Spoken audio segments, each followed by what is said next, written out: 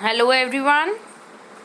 Today we are going to discuss about E.M. Forster, whose full name is Edward Morgan Forster.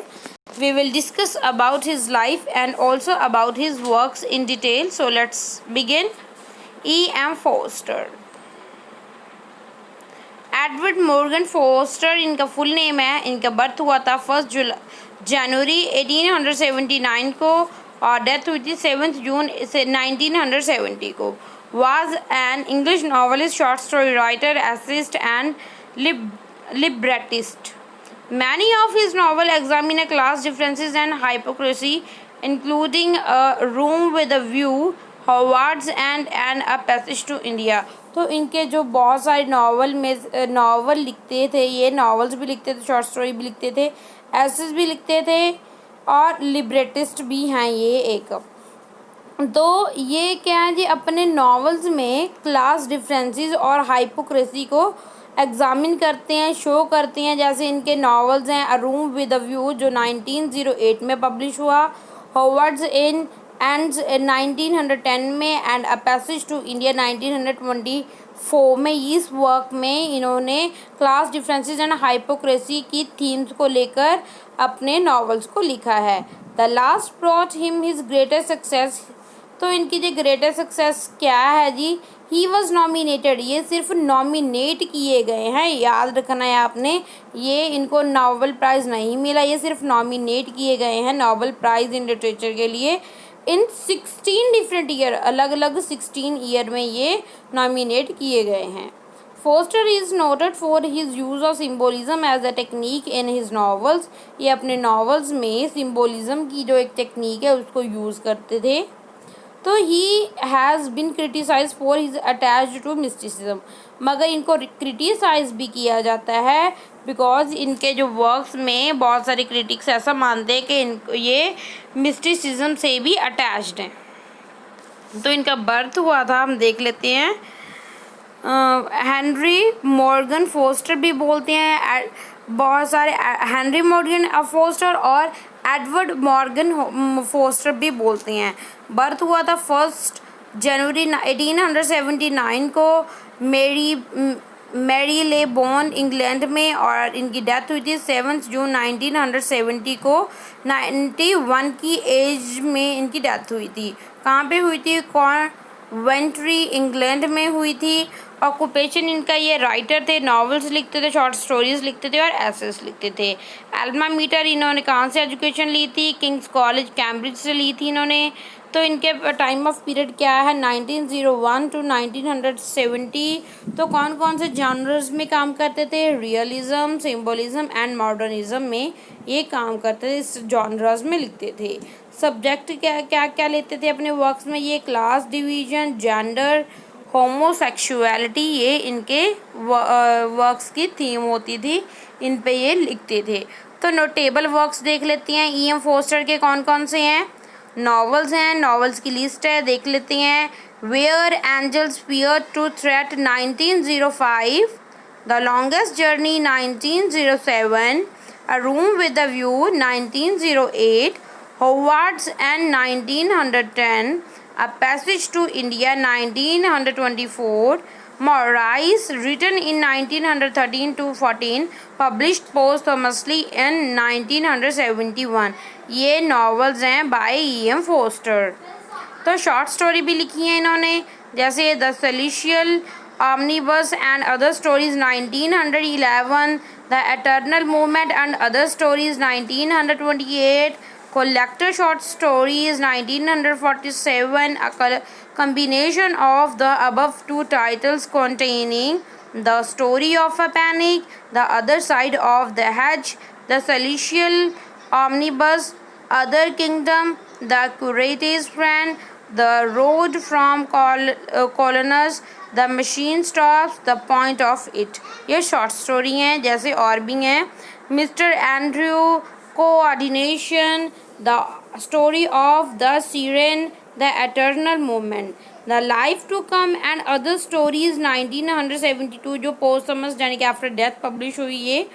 containing the following stories written between approximately 1903 to 1960. ये मतलब collection है पूरा, the life to come and other stories, जो 1972 में publish हुआ है। इसमें कौन कौन सी शॉर्ट स्टोरीज हैं, जैसे Ansell Albergo, Empedocle, the purple envelope, the helping hand, the rock, the life to come, Dr. Woolcott, Arthur Snatchfold, the Obelisk, Who Does It Matter, A Morality, The Classical Annex, The Torque, the other books. Three courses and a desert, being a new and a gastronomic version of the old genre of consequences, of which Foster wrote the second course. The first course was written by Christopher Dilke, the third course by A.E. Coppard, and the desert by James Lever. तो plays and a patience भी लिखे हैं इन्होंने, जैसे एबिंगर patient 1934 में, England's pleasant land 1940 में। Film scripts हैं इनके, a diary for a Timothy 1945, directed by a Humphrey Jennings, spoken by Michael Redgrave. Libretto है Billy Budd 1951 with Eric Crozier, based on a Melville's novel for the opera by Benjamin Britten. The collection of essays and a broadcast हैं, जैसे एबिंगर harvest 1936, Two Cheers for a Democracy 1951, The Prince's Tale and Other Uncollected Writing 1998। Literary criticism पे भी इन्होंने काम किया है, जैसे कौन कौन से वर्क हैं इनके, aspects of the novel 1927, the feminine note in literature posthumous 2001 में आई ये, the creator as a critic and other writing, ये भी इनका लिटरेरी क्रिटिसिज्म पे काम है। बायोग्राफीज भी लिखी हैं, जैसे Goldsworthy, Lowes Dickinson 1934, Marianne Thornton, a domestic biography 1956। तो ट्रैवल राइटिंग भी है इनकी, जैसे Alexandria, a history and guide 1922, Pharos and Pharillon, a novelist sketchbook of Alexandria, thought of the ages 1923, The Hill of Devi 1953। Miscellaneous writing है, जैसे selected letters हैं 1983 to 85, commonplace book facsimile edition इसका 1978 में, और edited by Philip gardener 1985 में। तो locked diary 2007 में, held at King's College Cambridge, Arctic summer novel fragment written in 1912 to 13, publish posthumously in 2003।